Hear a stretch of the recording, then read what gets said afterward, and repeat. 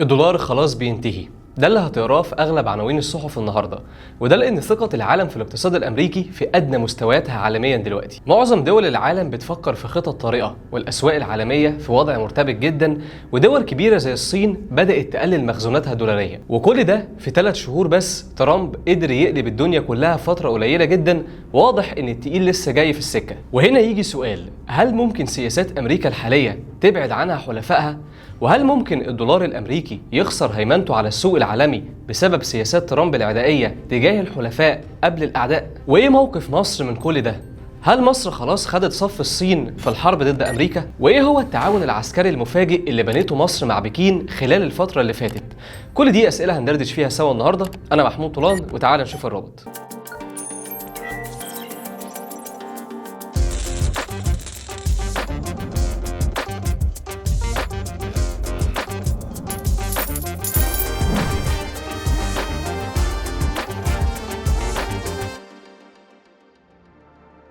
في سنة 1971 العالم كان على ميعاد مع صدمة رهيبة لما قرر الرئيس الأمريكي ريتشارد نيكسون إنهاء ارتباط الذهب بدولار، وأعلن عن نهاية عصر مالي وبداية عصر مالي جديد. ومن وقتها خلاص ما بقاش لحيازة الدولار قيمة معينة من الذهب، وبدأ عصر تاني مبني أكتر على الثقة في الدولار. وده بالظبط اللي احنا شايفينه بيتكسر حاليا على إيد المعلم دونالد ترامب. فاينانشال تايمز وصفت اللي بيحصل حاليا في العالم على إيد دونالد ترامب على إنه المكافئ للي حصل ايام صدمه نيكسون بالظبط. تعريفات جمركيه عدائيه جدا، وهبوط حاد في الاسواق، ده غير الكلام العدائي والاستعلائي الغير مبرر من اداره ترامب تجاه الحلفاء قبل الاعداء. ترامب دخل في خناقات مع دول كان لا يمكن قبل كده حد يتخيل يكون بينها وبين امريكا عداءات، زي كندا مثلا الشريك الاستراتيجي الاول لامريكا، وحتى الاتحاد الاوروبي وكمان المكسيك. ودخل في حرب اقتصاديه عنيفه جدا مع الصين، ودي تاني اكبر دوله في العالم حيازه لسندات الخزانه الامريكيه ب 784 مليار دولار. الكلام ده كله هيسيب تآكل في الثقة للنظام المالي الأمريكي، وممكن الدول دي تتخلى عن حيازتها الدولارية. وهنا هتحصل الكارثة بقى، لأن خلي بالك الأجانب في أمريكا بيمتلكوا 19 تريليون دولار من الأسهم الأمريكية، و7 تريليون من سندات الخزانة، ومعاهم 5 تريليون من سندات الشركات. والكلام ده بحسب تورست نسلوك كبير الاقتصاديين في شركة أبولو. ولو حصل تخارج سريع من السندات دي وبدأ الأجانب في عمليات بيع، ده ممكن يدمر الدولار تماما. ولحد الآن الدولار بيحقق خسائر، وانخفض مؤشر الدولار بنسبة 2.8% في أسبوع واحد بس ل 99 نقطة، ودي هي 7 أسوأ نتيجة ليه في ال30 سنة اللي فاتوا. ووصلت خسائر الدولار في سنة 2025 ل 8.2%. وبحسب توقعات بنك جولدمان ساكس فالدولار هيتراجع قصاد اليورو والين بنسبة 6% خلال 12 شهر بس. طيب هل ده معناه إن الدولار بينهار خلاص؟ الحقيقة إنه لأ.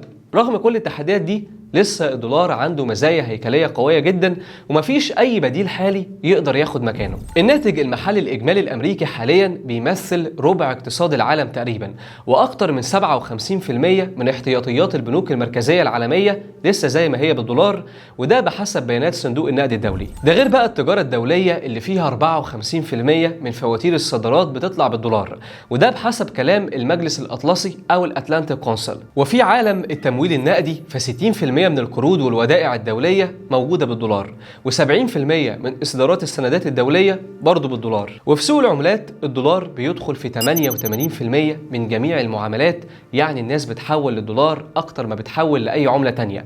واوعى تنسى إن البترول بيتسعر بالدولار هو كمان، وعشان كده صعب جدا جدا استبدال الدولار بين يوم وليلة. حتى التراجع النسبي في بعض الاحتياطات الدولارية مش بيأثر بشكل كبير على هيمنة الدولار. عشان كده مفيش عملة حاليا تملك البنية التحتية للتعامل مع حجم التجارة العالمي، وعشان البديل ده غايب فلسه البنية التحتية المالية العالمية، سواء بقى نظام سويفت أو أسواق السندات العالمية أو التسعير النفطي، كلها بتدور حوالين الدولار. لكن ده لا يمنع إن الدول حاليا بدأت تبتعد تدريجيا عن الهيمنة الأمريكية، ومن الدول اللي أنا بكلمك عنها دي مصر. ومن كام يوم كده خرج كلام من ترامب خطير جدا، وقال إن في الحرب اللي بيني وبين الصين دي ما فيهاش خيار، إما أنت معايا أو ضدي، مفيش اي حلول وسط. وزي ما قلت لك امبارح، ترامب اتواصل مع 70 دولة وطلب منهم انهم يمنعوا الصين من انها تشحن بضائع عن طريقهم، وقال لهم بلاش تشتروا البضائع الصينية الرخيصة، بل وطالب كمان من بعضهم انهم يمنعوا الشركات الصينية من التواجد في اراضيهم. وده ضمن خطة اوسع حطها وزير الخزانة الامريكي سكوت بيسنت لعزل الصين اقتصاديا عن العالم. ولكن المفاجأة ان مصر رمت كلام ترامب ده كله في الارض وبدأت تزود تعاونها مع الصين اقتصاديا وكمان عسكريا. حسب الكلام اللي نشرته بلومبرج، فمصر هتستقبل الشهر الجاي 3 وفود اعمال صينية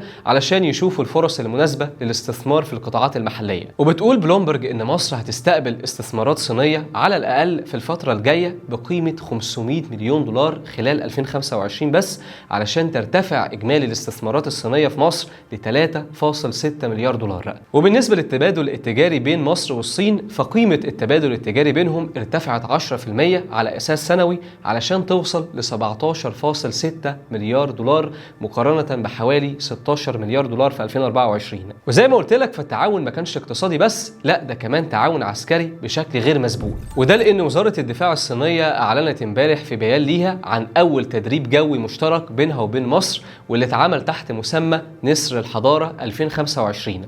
والتدريب ده المفروض انه مستمر لحد بداية شهر مايو. اما عن نوع السلاح المستخدم في المناورات دي فمفيش لسه اي اخبار عنه، ولكن BBC كشفت عن سبب المناورة دي وقالت كلام في منتهى الخطورة، وهو ان قائد القوات الجوية المصري كان في الصين من فترة علشان يخلص لمصر صفقة المقاتلات الصينية الG-10C أو طائرة النار زي ما الصين بتسميها. بنتكلم عن طائرة المدى القتالي بتاعها بيوصل ل 550 كيلو متر، وسرعتها 1.8 ماخ، يعني تقريبا ضعف سرعة الصوت.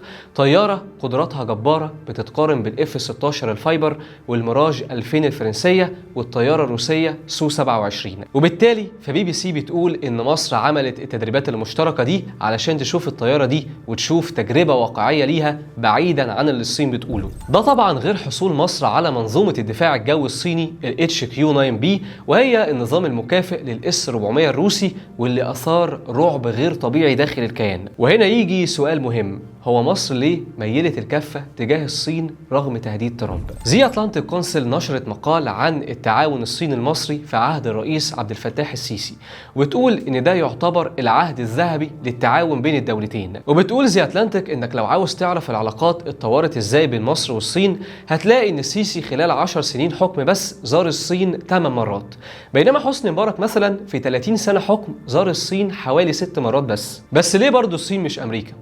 خلي بالك، مصر ليها سوابق كتير سيئة مع أمريكا، تضييق اقتصادي ومنع للمعونات في 2013 مثلا، بل انها طول الوقت بتدي سلاح احدث للكيان علشان يكون ليه اليد العليا في اي معركه قادمه.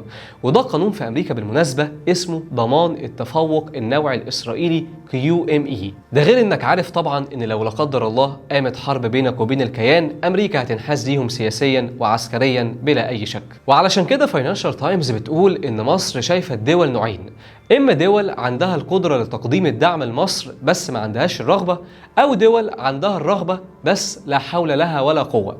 لكن مصر مع تعاملها مع الصين لقت انها بتمتلك الاثنين. محتاج منظومه دفاع حديثه، خدتها. محتاج مقاتله جويه تقترب من مواصفات الجيل الخامس، خدتها برضو. ده غير ان الصين سوق كبير جدا وعملاق اقتصادي لا يمكن يستهان بيه. فهل مصر كده خلاص خدت صف الصين ضد الولايات المتحده، ولا الايام الجايه هتكشف لنا مفاجآت تانية؟